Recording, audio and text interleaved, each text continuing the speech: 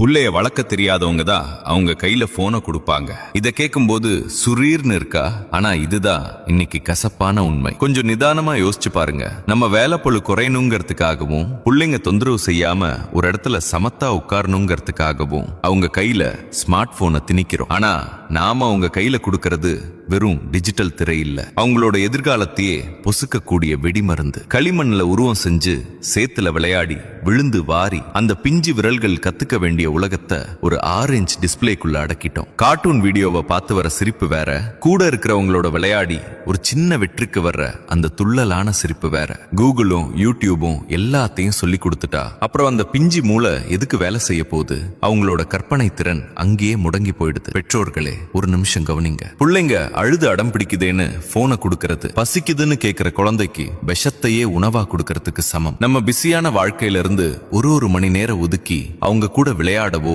பேசவோ முடியாத அளவுக்கு நம்ம என்ன சாதிக்க போறோம்? போனை கொடுத்து அவங்கள கட்டுப்பாட்டுல வைக்கிறோம்னு நினைச்சா உண்மையிலேயே நாம அவங்கள ஒரு டிஜிட்டல் அடிமையா மாத்திட்டு இருக்கோம். பிள்ளைகளுக்கு தேவை நீங்க வாங்கி கொடுத்த லேட்டஸ்ட் மாடல் போன் இல்ல, உங்களோட நேரம் மட்டும்தான். அவங்களோட இளமை கால நினைவுகளை பலி கொடுக்காதீங்க.